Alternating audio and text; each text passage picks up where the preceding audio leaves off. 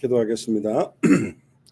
주는 그리스도시요 살아계신 하나님의 아들이시나이다. 하나님 진심으로 감사를 드립니다. 히브리서 6장 4절에서 6절의 본문을 통하여 하나님의 아들을 다시 십자가에 못 박아 드러내놓고 욕되게 하는 자들이라는 제목으로 하나님의 말씀을 대언합니다.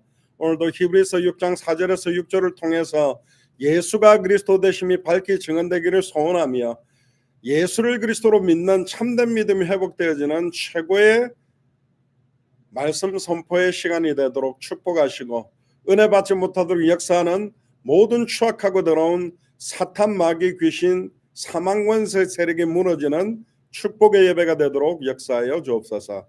감사를 드리며 승리하신 주 예수 그리스도 이름으로 기도드리옵나이다. 아멘. 오늘 제목이 좀 깁니다. 하나님의 아들을 다시 십자가에 못 박아 드러내놓고 욕되게 하는 자들. 마지막 때에 이런 자들이 너무 많아서 또 우리가 또 이런 자들이 될 수도 있기 때문에 굉장히 중요하게 오늘 말씀을 받으면 좋겠습니다. 사실은 히브리서 6장 4절에서 6절은 성경 난해 구절입니다. 굉장히 목사님들이 설교하기를 꺼려하고 해석이 굉장히 많다 보니까 이렇게 저렇게 많은 그 설명들을 하고 있는 부분이기 때문에 갑자기 이제 한국 부산 그리스도 제자교회와 연결되게 되면서 하나님이 어떤 메시지를 원하시는가, 미국 워싱턴 그리스도 제자교회는 이제 예레미야서를 쭉 한 장씩 읽어가면서 메시지를 쭉 해오고 있었기 때문에 한국 부산 그리스도 제자교회 강단 말씀은 좀 당대 세계복음화와 연결되는 그런 내용들을 좀 전달해야 되겠다. 그래서 제목들을 좀 다르게, 본문과 다르게 이렇게 메시지를 나누게 됐습니다. 그래서 오늘 내용들이 조금 어려울 수도 있지만 중요한 하나님의 음성이, 또 하나님의 계시가 여러분들에게 나타나게 되기를 주님 축복합니다.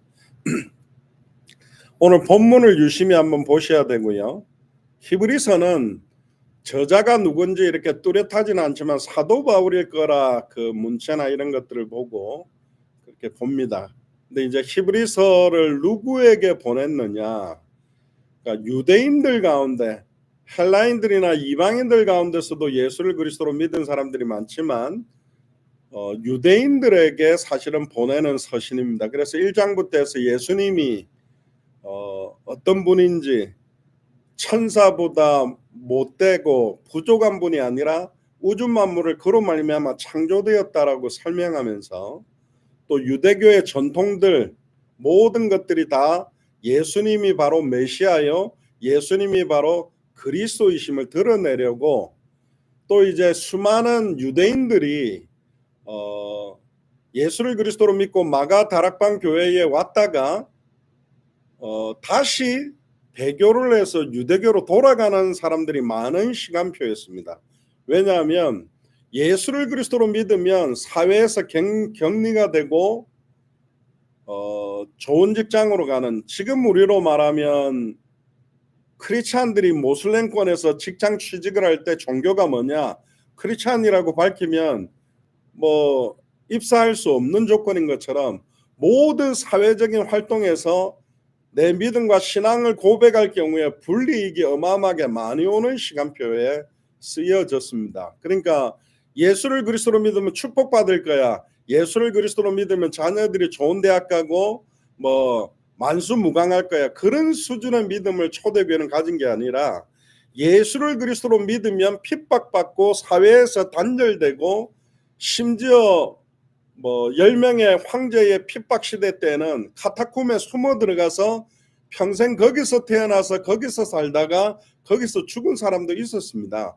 그 정도로 우리가 소유하고 있는, 우리에게 계시로 주신 복음과 믿음이 얼마나 소중한지, 또 지난주 메시지 워싱턴 그리스도 제자교회 메시지처럼 아예 수백 년 동안 세상과 타협하지 않는 믿음, 레갑 족속은 276년 동안 특별히 땅도 사지 말고 집도 구하지 말고 장막에 가며 포도주도 금하게 만들었던 그 하나님의 말씀을 계속 276년을 이어가면서 세상과 타협하거나 변질시키지 않고 순수하게 가지고 있었던 족속들이거든요.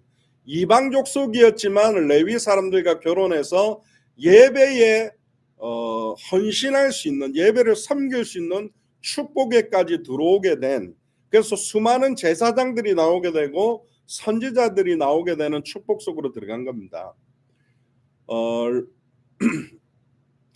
마틴 루터가 종교개혁하고 이제 로마서를 갖다가 이제 번역하고 이렇게 할 때 굉장한 위험 속에 있었을 때 모라비안 형제단이라는 사람들이 이 루터를 딱 구출해내 가지고 로마서를 독일어로 번역하게 만들어서 종교개혁이 확산되게 할 때 그 모라비안 형제단, 그 소수의 뭔가 부각되지도 않고 어마어마하게 드러난 사람들도 아니고 영향력을 줄 수 있는 조건이 아닌데도 순수하게 믿음을 지키고 있는 사람들이 곳곳에 있습니다. 그래서 우리 한국 부산 그리스도 제자교회도 그런 순수하게 복음이 세상과 변질되거나 타협되거나 섞인 복음, 다른 복음, 변질된 복음의 믿음이 아니라 순수한 성경의 복음 그대로를 깨닫고 누리고 증언하는 그런 축복이 임하게 되기를 주 여러분 축복합니다. 본문을 먼저 한번 읽고 이 내용들을 좀 같이 2024년을 살아가는 우리에게 이 메시지가 어떤 시간표, 어떤 내용으로 우리에게 주시는지를 찾게 되기를 바랍니다. 먼저 4절 보세요. 한번 빛을 받고 그랬습니다. 자, 여기서 포커스를 잘 봐야 될 것이 뭐냐면 한 번이라는 단어에 조금 포커스를 가지고 있어야 됩니다. 하나님께서 우리에게 생명의 빛, 영광의 빛, 은혜의 빛을 비추어 주는데 진짜로 구원받은 사람들은 지속적인 빛을 받게 되어 있습니다. 그런데 여기는 보면 한 번 빛을 받고라고 한 번이란 단어를 씁니다.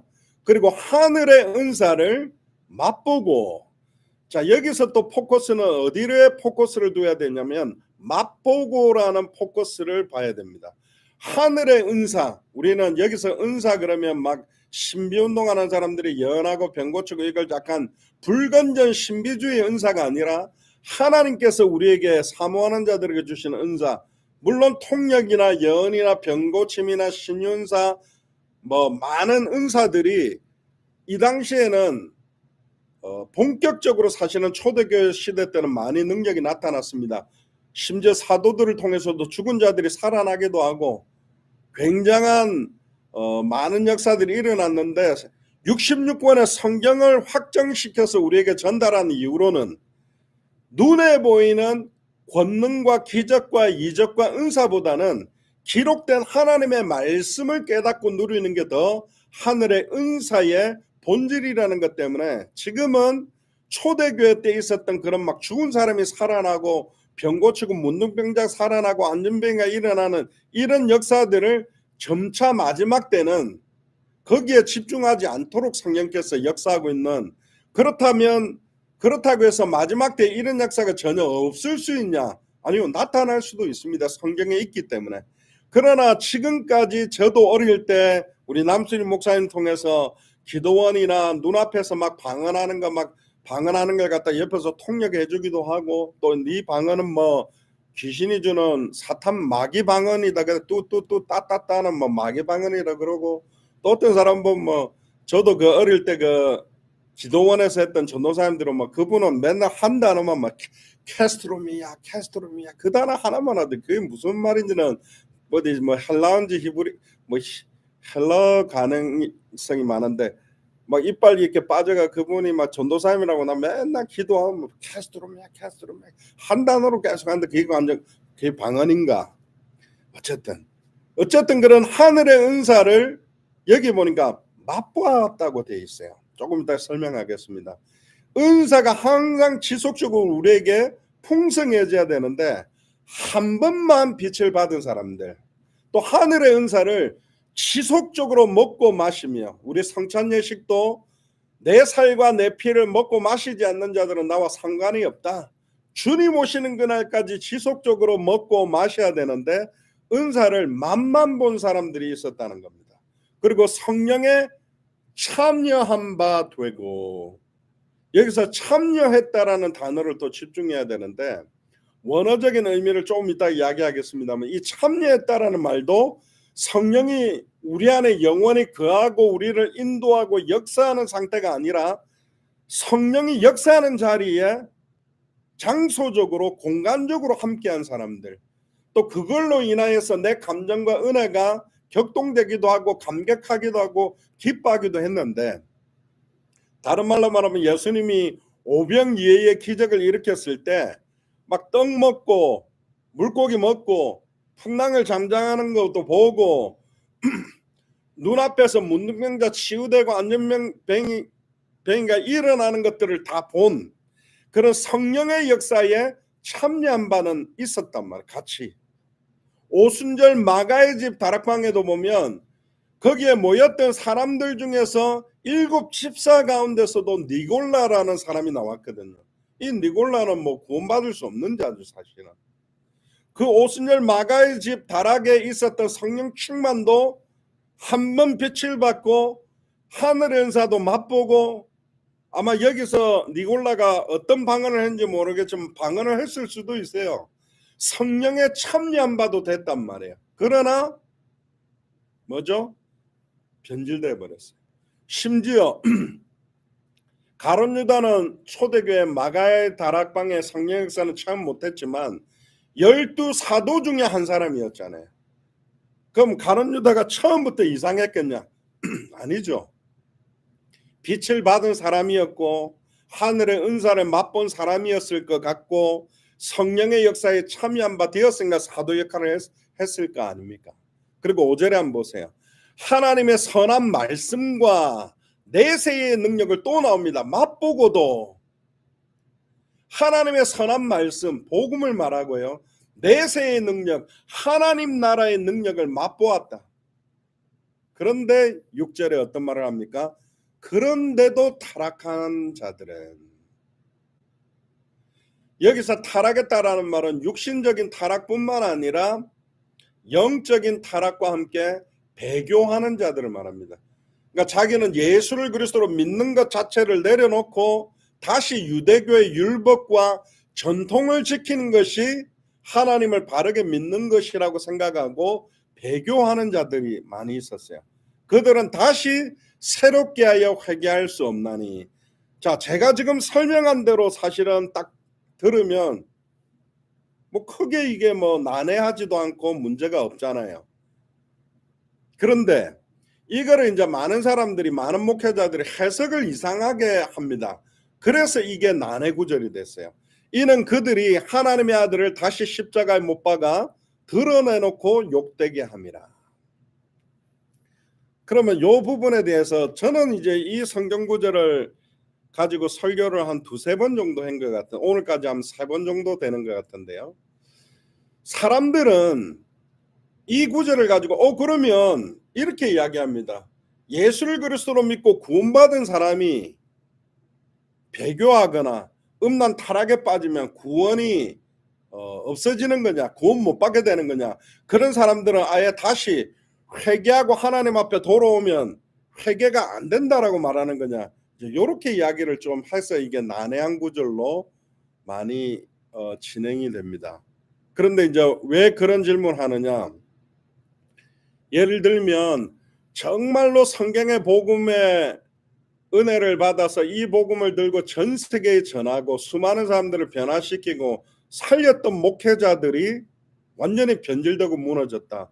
저 사람 구원받을 수 있냐? 구원받은 사람이냐 안 받은 사람이냐? 너무나 하나님 앞에 헌신을 했던 장로님, 정말로 주와 복음을 위해서 열정적으로 뛰었던 사람이 아예 완전히 막 세상에 음란 타락 쾌락에 젖어가 무너져 있다. 그럼 저 사람들은 회개도 구원받을 수 없는 사람이냐? 이런 논점 때문에 사실은 이 성경 구절이 난해 구절로 사실은 오게 됐거든요. 저는 일단 첫 번째 이렇게 생각합니다. 저 사람이 구원받았느냐 안 받았느냐는 우리가 확정해 줄 수가 없어요. 저도 옛날에 부산신학대학 다닐 때 실명을 거론하면 눌릴지 모르겠는데 한모 지금 권사님인데 집사님이 있었어요. 복음 전했는데 체질상 많이 흔들려. 잘 안 믿어진다는 거예요. 그러면 다시 한번 와봐라. 그러니까 제가 복음을 다시 딱 전하고 진짜 마음으로 믿고 입으로 고백해 영접하면 구원받는다. 그냥 같이 하자. 이제 믿어지냐? 믿어진대. 끝났다. 이제 예수님이 영원히 함께한다. 그런데 또 흔들리. 그러니까 제가 흔들릴 때마다 한 20번 구석에 몰아놓고 영접 기도를 다시 시켰단 말이에요. 그러니까 저는 옛날에는 아예 영접을 시켜가 구원을 확정하고 확신까지 내가 주는 식으로 메시지를 많이 던졌었어요. 근데 그건 굉장히 위험성이 있어요. 우리 당대 세계복음하면서도 메시지에 나옵니다만 33강 25강에도 나오지만 영접 기도를 따라한다고 해서 구원받았다라고 확정시킬 수가 없어요. 그리고 내가 그 사람을 구원을 확 받았다고 확신을 시켜주고 확정을 시켜주는 식으로 하는 거는 잘못됐다. 제일 먼저는 구원이 뭔지를 정확하게 알아야 돼. 구원이 뭐냐? 의미적으로는 뭐 물에서 건져냈다. 완전히 죽음에서 건져냈다. 어떤 면에서 우리가 옛날에 침례라는 개념, 세례라는 개념, 옛사람은 그리스도와 함께 물에 들어가는 순간 죽고 물에서 일어나는 순간 새 사람, 옛사람은 그리스도와 함께 십자가에 못 박혀 죽고 일어나는 순간 예수 그리스도의 부활이 내 부활로 새로운 거듭난 삶을 살겠다라는 의미인데 그 구원이 뭔지에 대한 것들을 더 정확하게 집중해야 돼요. 우리는 확신을 심으려고 해요. 그러니까 현장에서 복음을 전하다가 보면 영접 기도를 딱 했는데 영접 기도하고 난 다음에 그러면 이제 우리 교회 나가서 신앙생활 하실래요? 아니, 구원 받았다며요. 구원 받았으니까 신앙생활. 아니 구원 받았다는 말은 천국 간다는 뜻인데 내가 왜 교회 가요? 난 구원 받았으니까 이제 남은 인생은 내가 하고 싶은 대로 살 겁니다고 교회 안 가는 사람이 있어요. 좀 이상하지 않나요? 그거는 이제 구원과 신앙생활과 믿음이 뭔지에 대한 거에 집중보다는 영접 기도만 한번 같이 나와 따라하면 당신 구원받을 수 있다. 그러니까 내 지금까지 음란 타락 마약하고 사는데 그냥 잠깐 5분 메시지 듣고 기도 따라해주면 구원받는다니까 누가 안 하겠어요. 자칫 잘못하면 2024년에 내 마음대로 던져주는 제2의 면죄부가 될 수 있단 말이에요. 그 영접 기도라는 것 자체가. 영접 기도라는 것을 입술로 따라했다고 해서 그 사람이 진짜 구원받았냐? 그렇게 볼 수가 없어요. 그래서 오늘 본문 메시지에 집중해야 될 것은 진짜 예수를 그리스도로 알고 믿고 영접한 사람이냐? 안 그러면 형식적으로 전도사님이 영접기도 하자니까 복음 들어주고 수련회도 따라가고 직분도 받고 영접도 하고 세례를 한 사람이냐. 그래서 결국은 후자 쪽의 사람들이 사실은 되게 많다는 거예요. 근데 이게 난해 구절이 된 이유는 뭐냐. 진짜 예수를 그리스도로 알고 믿고 영접하고 그렇게 살아가던 사람이 갑자기 유대교로 배교했다. 저 사람 회개해가지고 구원받을 수 있냐. 근데 이것도 한 가지의 갈등거리가 뭐냐면 알미니안주의와 칼빈주의에서 칼빈주의는 궁극적 구원, 한번 우리가 구원받은 이 구원은 내가 그 구원을 갖다가 무효화시킬 수 없다. 너희가 나를 택한 것이 아니요 내가 너를 지명하여 불렀나니 너는 내 것이다.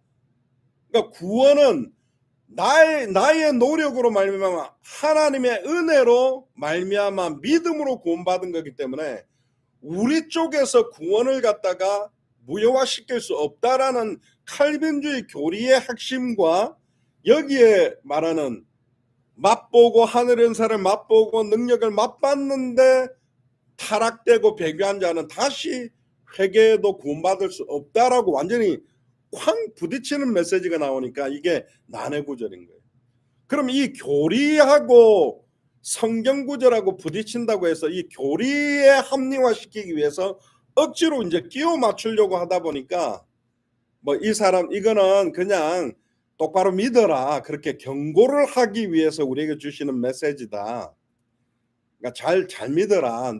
잘 믿는데 막 갑자기 이렇게 변질되고 타락되고 배교하면 구원받을 수 없다. 회개해도 구원에 이를 수 없다고 경고를 위해서 우리에게 줬다는 구절로 이야기하는 분이 있고, 이제 알미니안 쪽으로 우리가 안 믿으면 구원도 하나님의 절대주권에서도 우리의 결단에 따라 안 믿을 수도 있다. 우리는 구원에 떨어질 수도 있다. 그래서 알미니안주의 사람들은 우리는 믿다가 끝까지 제대로 된 믿음을 안 하면 구원에 떨어질 수 있다. 이제 이렇게 가르쳐요, 강력하게.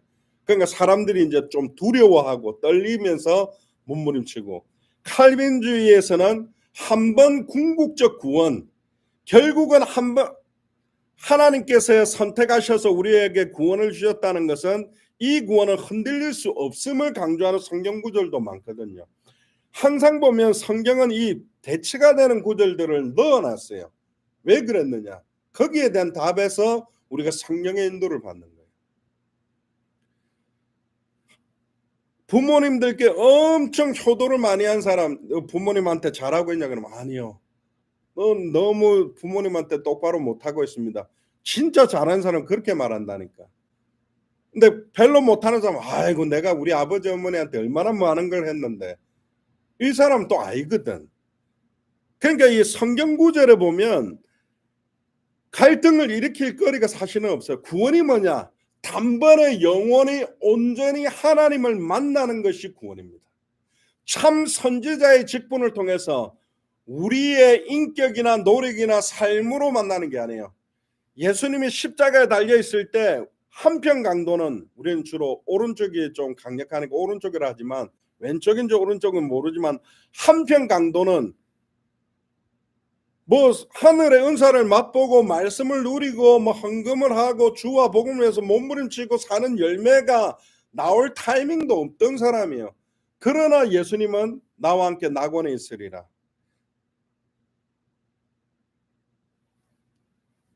좀 이상하지 않나요? 사도의 역할을 했던 가룟 유다는 구원받았다고 보지 않거든요.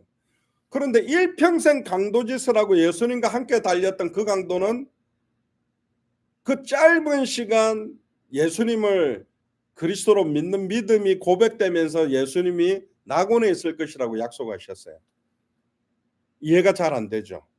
저도 봐도 저런 사람이 구원받을 수 있겠나 하는데 받는 사람이 있고, 저 사람은 진짜 구원받을 것 같은 사람인데 나중에 보면 완전 믿음 없는 사람들이 있거든요.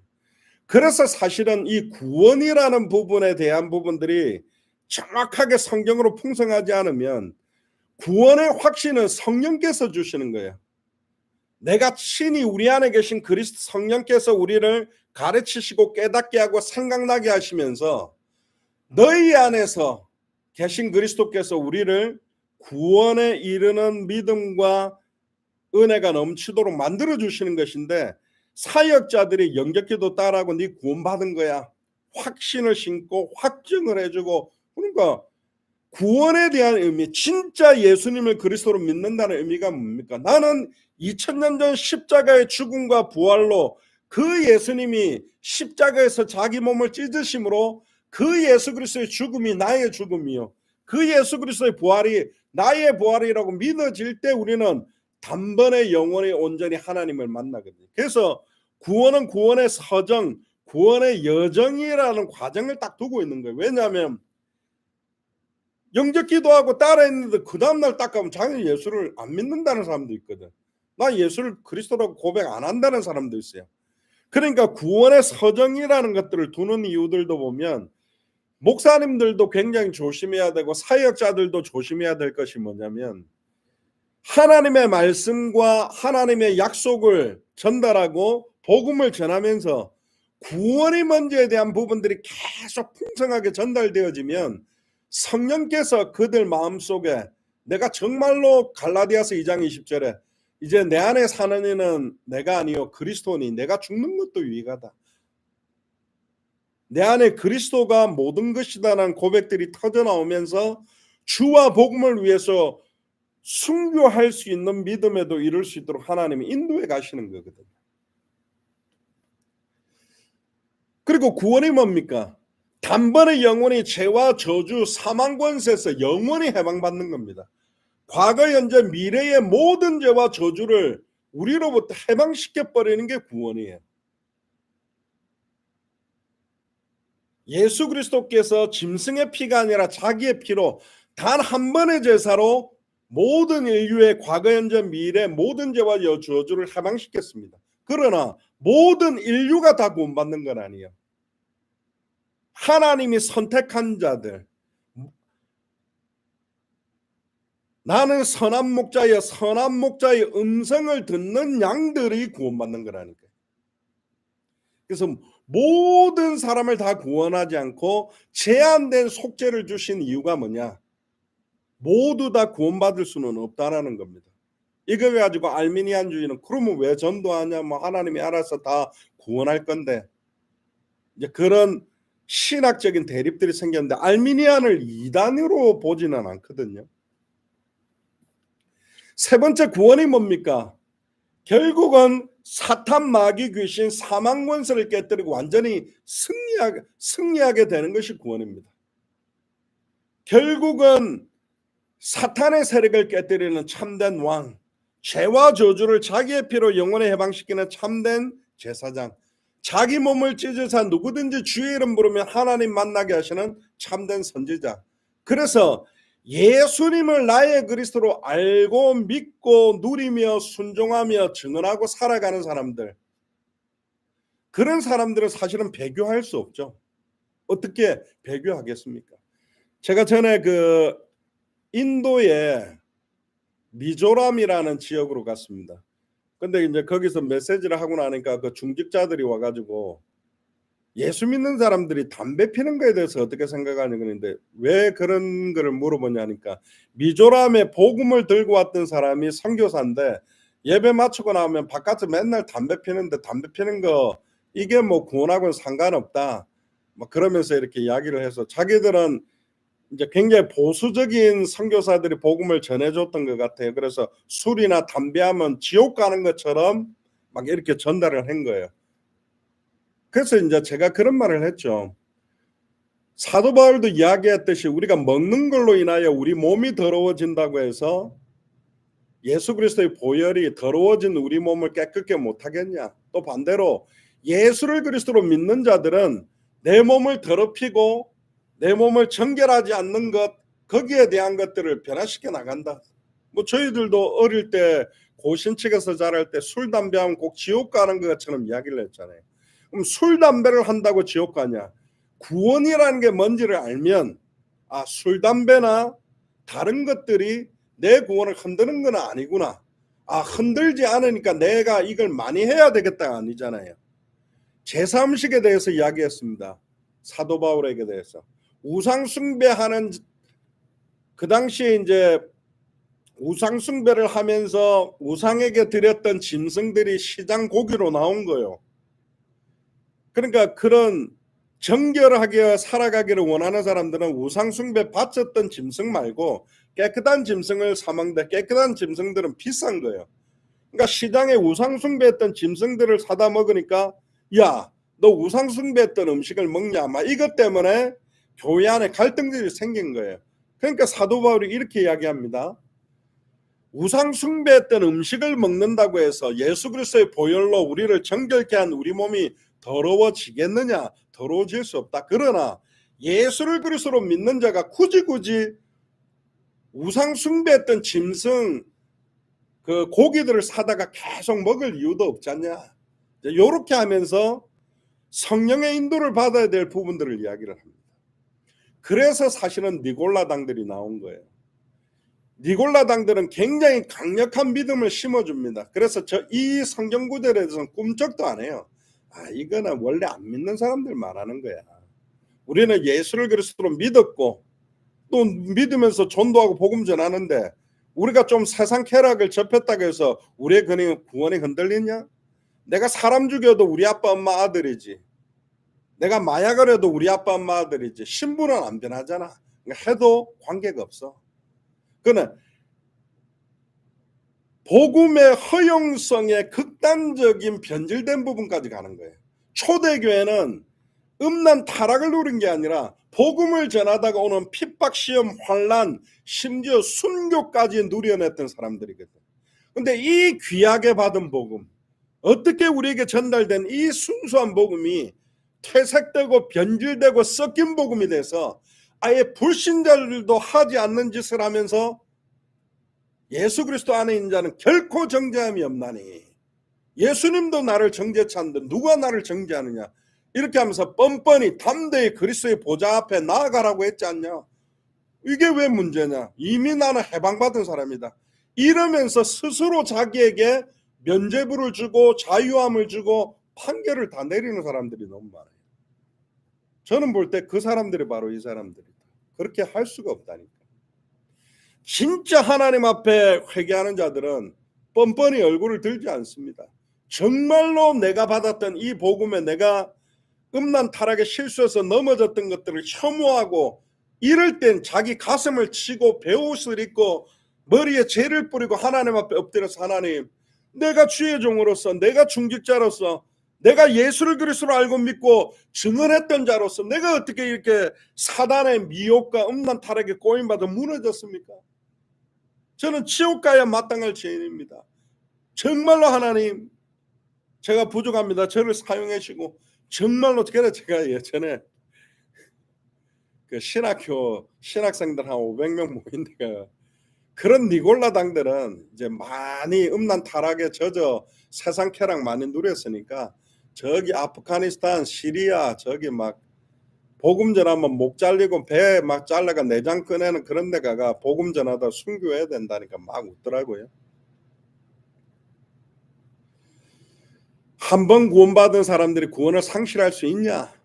상실할 수도 있다라고 경고하는 구절이 있고, 절대로 구원은 우리의 행동에 의해서 변하지 않는다라고 말하는 구절도 있습니다. 그러면 왜 그렇게 말을 했을까요? 너무나 정확한 답을 우리는 갖고 있어요. 그러면서 이 느골라당들은 자기를 방어하기 위해서 구원의 확정과 확신의 구절을 가지고 자기를 변론하고 있단 말이에요. 얼마나 추한 모습입니까 그게.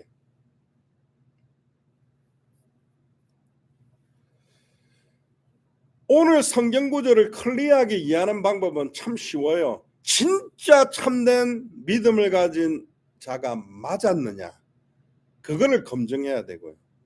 진짜 참된 신자들은 배교할 수 없잖아요. 어떻게 배교하겠어요? 주와 복음을 위해서 순교할 수 있는데. 심지어 우리나라도 초창기에 보면 공산주의자들이 내려와가지고 또 일본에서는 내려와서 신사참배를 요구했을 때 많은 사람들이 신사에다가 절을 했거든. 진짜 배교하기 위해서, 친일파가 되기 위해서 절하고 친일파 목사가 된 사람도 있고, 하나님 죄송합니다, 제가 너무 두려워서 죽기는 무서우니 제가 신사에다가 머리를 숙이는 척만 하고 진짜 믿을게요, 그렇게 하고 머리 숙였던 목사도 있고, 주기철 목사님, 손양 목사님처럼 아예 거부하고 감옥에서 죽은 사람들이 있거든. 그런데 이제 해방되고 나니까 친일파 목사나 친일이었지만 마음으로는 안 했던 사람과 완전히 거부했던 이 설종류 목사가 있는 겁니다.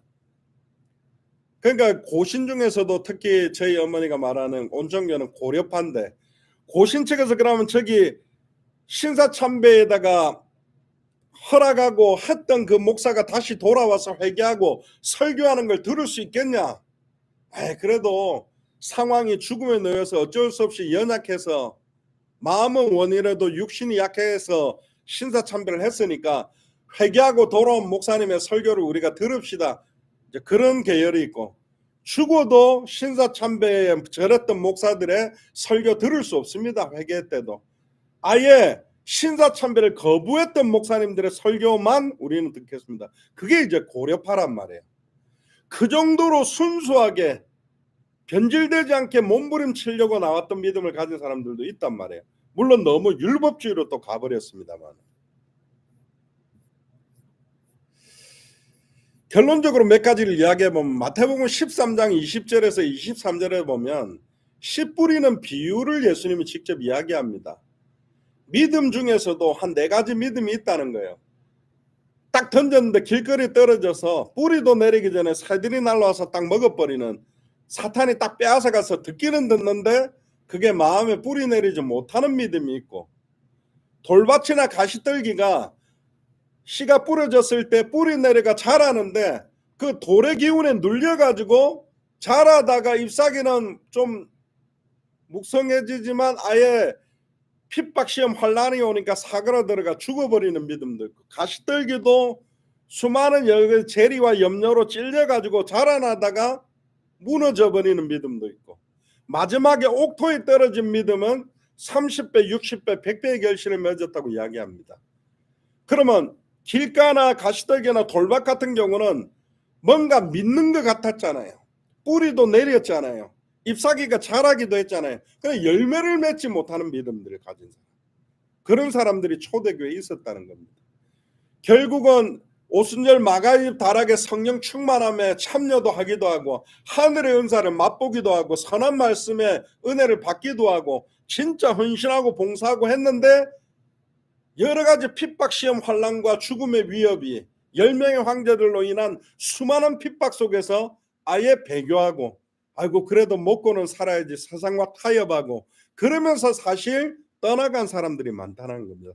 그래서 거짓된 믿음을 가진, 결국은 지금 저를 비롯해서 여러분들과 전 세계 모든 사람들이 나의 믿음이 하나님 앞에 정말로 정결하고 순수한 믿음이 주님 오시는 그날까지 유지될 수 있는 영적 싸움들이 필요한 겁니다. 그래서 구원은 확정되었다라고 표현하면서도 구원에 합당한 두렵고 떨림으로 너희의 구원을 이루라고 사도 바울이 경고를 준 것은 뭐냐면, 내가 이미 예수를 그리스도로 믿고 구원이 확정받았고 면류관이 내게 예비됐다고 믿었지만 언제든지 내쳐질 수도 있다. 내가 이미 잡았다함도 아니요 온전히 이루었다함도 아니다. 그렇게 하나님 앞에서 구원을 얻지 못하고 떨어질 수도 있는 것처럼 늘 자기를 점검하고 변질되지 않게, 세상과 타협되지 않게 더 하나님의 은혜의 말씀에 지속적으로 들어가는 싸움들이 필요하다고 경고를 했거든요.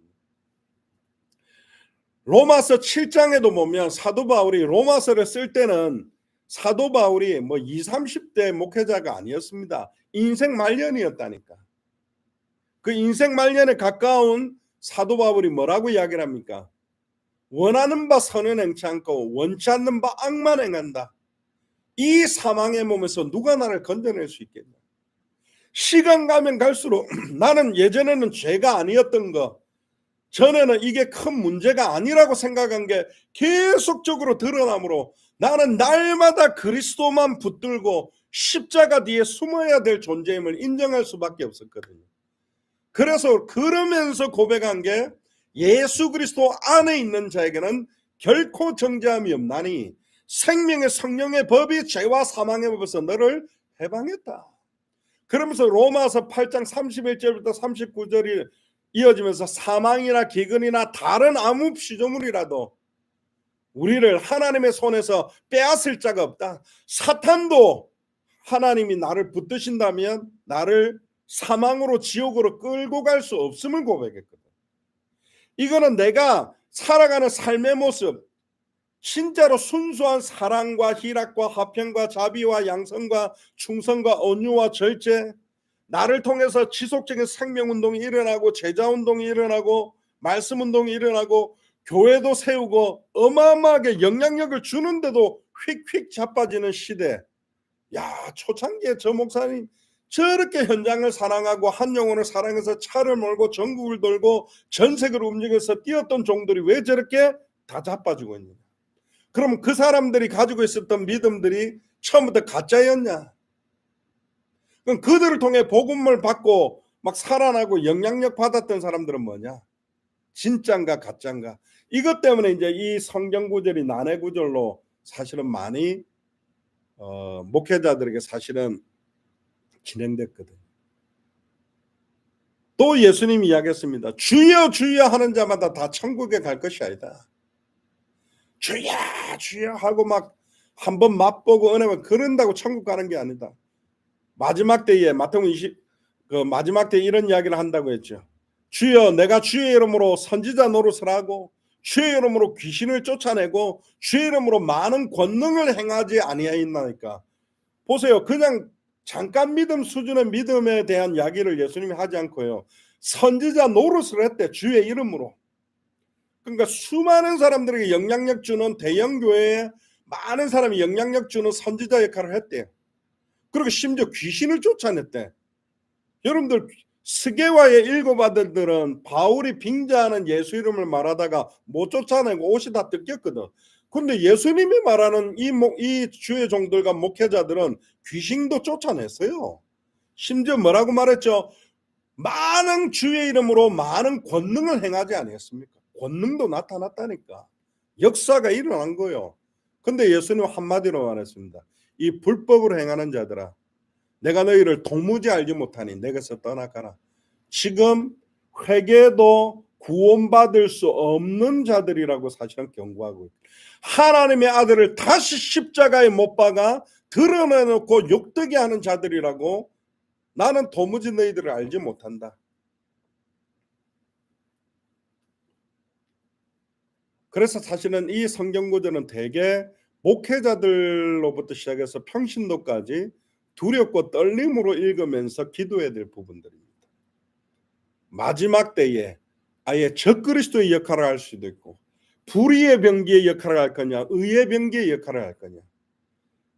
정말로 예수를 그리스도로 믿는 순수한 믿음을 지속적으로 인도받는다는 것은 싸움에 엄청난 맹렬한 싸움들이 필요하다. 영적인 전쟁이다. 어떻게 하면 이 사단 마귀 귀신 세력들은 보란듯이 모든 일을 행하는 위에 서야 되는데 모든 일을 행해놓고 다 넘어지도록 만드는 시대가 왔다. 마지막 때에 어마어마한 사단의 맹렬한 공격들이 주의 종들을 향해서, 그러면 그 주의 종 한 명 때문에 상처받고 교회를 떠나고 믿음을 저버린 수많은 사람들을 실족해 만드는 것이 누가 영광을 받겠습니까? 하나님이 영광 받는 건가요? 마지막 때에 정말로 순수한 믿음, 순수한 복음을 깨닫고 누리며 증언하며 살아간다는 이 일이 어마어마한 사단의 타켓이 되는 거고 사단의 공격 목표가 되는 거다. 그래서 사실은 우리 워싱턴 그리스도 제자교회나 한국 부산 그리스도 제자교회가 사단이 제일 싫어하는 교회 중에 하나가 될 수도 있습니다. 그래서 정말로 기도해야 돼요. 저 사람이 구원 받았냐 안 받았냐, 회개하면 구원 받을 수 있느냐 받을 수 없는 거냐에 집중하는 게 아니고, 우리가 받은 구원이 무엇인가, 우리가 받은 복음이 무엇인가, 이 복음을 어떻게 깨닫고 누리며 증언할 수 있을 것인가, 여기에 집중해야 된다는 거예요. 아담과 하와가 창세기 1장 27절 28절에 집중하고 있었다면 복을 주시되 생육하고 번성하고 충만하고 정복하고 다스리는 걸 집중해야 되는데, 동산 중앙에 있는 선악을 알게 하는 나무, 생명나무, 이 사단의 미혹이, 야 하나님이 왜 저걸 못 먹게 한지, 아 시끄러워, 나는 지금 빨리 생육하고 번성하고 충만하고 정복하고 다스릴 때도 시간 없다. 그 하나님 뭐 먹지 말은 거 그 관심 안 뒀을 건데, 아담이 가장 사랑했던 하와가 제일 관심 많았던 지혜롭고 아름다웠던 짐승 뱀 속에 들어가서 사실은 결국은 하나님과의 최초의 언약을 갖다가 깨뜨리고 무너지게 만들어 버렸거든요.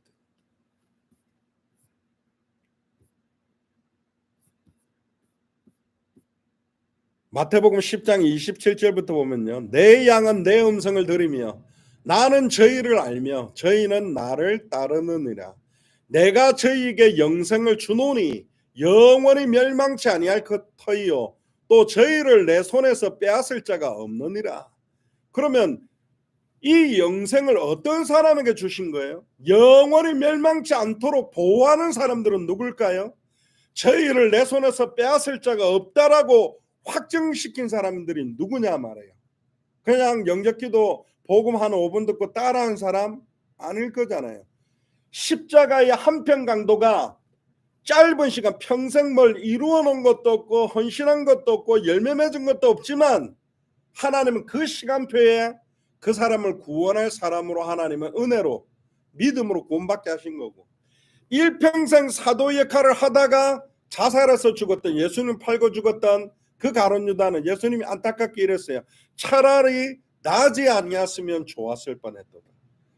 너 안 태어났으면 차라리 좋았을 거야. 너무너무 안타깝잖아요. 결국은 각 사람마다 쓰임과 역할들이 있습니다. 너희가 나를 택한 것이 아니고 내가 너를 지명하여 불렀나니 너는 내 것이다. 하나님이 왜 우리를 선택하셨습니까? 왜 우리를 지명해서 불렀습니까? 왜 우리를 예수님이 그리스도라는 이 복음 속으로 들어오게 했습니까? 심지어 성경의 복음뿐만 아니라 사복음서의 전도, 초대교회 전도 그대로를 왜 하려고 지금 몸부림칩니까?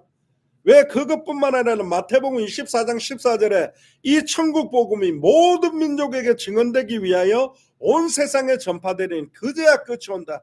결국은 당대 세계복음화의 언약, 마라나타의 언약, 마지막의 언약까지 바라보도록 우리에게 은혜 주셨습니까?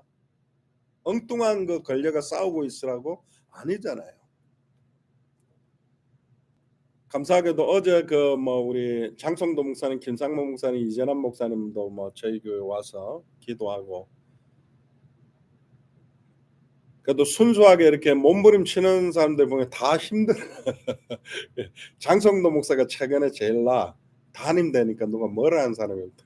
이재남 목사, 김상문 목사 몸부림치는데 옆에서 너무 힘들게가 핍박과 어려움 속에 있다. 담임 되니까 아무도 이제 이상한 소리 안 한다면서. 사실은요, 그 옆에서 이렇게 막 이상한 소리 하면서 깔짝깔짝거리면서 건드린 사람 때문에 우리가 더 하나님 앞에 서는 겁니다.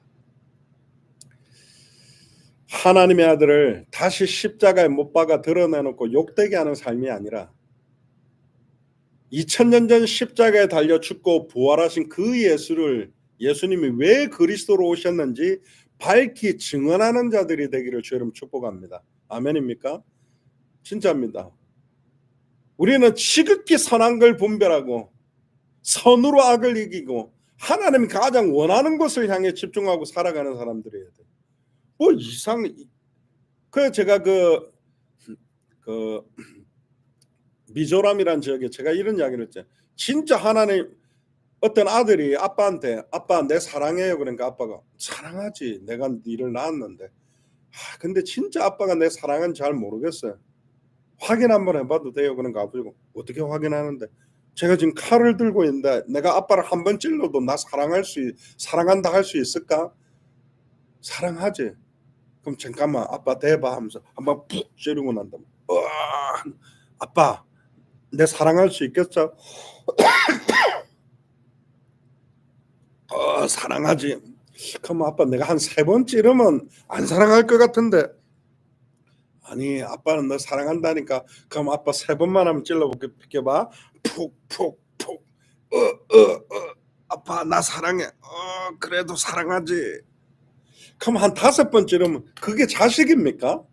칼 가지고 부모를 갖다가 찔러가면서 그게 그래도 사랑할 수 있냐라고 확인받는 게, 내가 이렇게 불신자 수준을 넘어선 곳으로 향해서 이렇게 돼도 내 구원은 확정된 거지요. 내 구원은 변하지 않죠. 그게 구원에 대한 확정과 누림입니까? 말도 안 되는 짓을 지금 하고요. 어떻게 우리가 복음을 받았습니까? 너무나 많은 율법주의와 인본주의와 신비주의에 쩔어가지고 살던 우리가 받은 복음인데 사람에게 받는 게 아닙니다. 이 복음은 갈라디아서 1장에 하나님의 계시로 받는 거예요. 누구를 통해서 배울 수도 있는 게 아니라니까. 하나님이 직접 그리스도를 통해 성령으로 우리 안에 계시되어야 믿어지는 믿음입니다. 우리나 하늘에서부터 내려온 천사라도 다른 복음을 전하면 저주를 받을지어다. 내가 다시 말하니 다른 복음을 전하면 저주를 받을. 우리가 너희에게 전한 복음이 뭐였습니까? 사도 바울이 성령에 힘입어 말씀에 힘입어 예수가 그리스도라고 전해준 복음이라니까. 2000년 전 십자가의 죽음과 부활로 모든 문제 끝났다. 다 끝났기 때문에 세상 쾌락, 음란, 타락을 다 누리자? 아니잖아요. 왜 끝냈습니까? 끝난 줄로 착각하고 살아가는 사람들에게 복음을 전해주기 위해. 그래도 구원받았다라고 착각하고 음란과 타락으로 내달리고 있는 사람들을 정확하게 복음의 빛을 비추어서 회개하고 하나님 앞에 무릎 꿇고 돌아오게 하기 위해. 그래서 우리 이번 계기로 또 우리 한국 부산과 연결돼서 이렇게 예배를 하게 해주셨는데, 소수냐 다수냐 중요하지 않습니다. 교회 건물이 크냐 작냐도 하나도 중요하지 않습니다. 우리가 어떤 복음 때문에, 어떤 하나님이 주신 언약과 말씀 때문에 모여서 예배하느냐, 그게 가장 값어치 있는 겁니다. 그래서 떨어져서 화상으로 예배하지만 하나님의 아들을 다시 십자가에 못 박아 드러내놓고 욕되게 하는 자들이 아닌 2000년 전 십자가에서 단번에 영혼의 온전히 모든 문제를 끝낸 그 예수가 나의 그리스도이심을 말하지 않고는 견딜 수 없는, 그래서 날마다 이 복음을 증언하며 많은 영혼들을 살려내는 최고의 그리스도의 제자로 하나님의 백성으로 살아가게 되기를 주 이름 축복합니다. 기도하겠습니다. 주는 그리스도시요 살아계신 하나님의 아들이시나이다. 하나님 감사를 드립니다. 오늘 주신 말씀을 기억하며 단 한 번밖에 없는 생애에 우리에게 주신 이 복음이 순수하게 변질되거나 섞이지 않게 온전히 증언함으로 말미암아 마지막 때에 다시 오실 그리스도의 시간표를 앞당기며 200개 나라와 2000개가 넘는 미전도 부족 국가를 살리는데 우리 그리스도 제자교회가 미국과 한국에서 쓰임받을 수 있도록 이유 있는 축복을 허락하여 주옵소서. 감사를 드리며 승리하신 주 예수 그리스도 이름으로 기도드리옵나이다. 아멘. 방송은 여기서 마치겠습니다.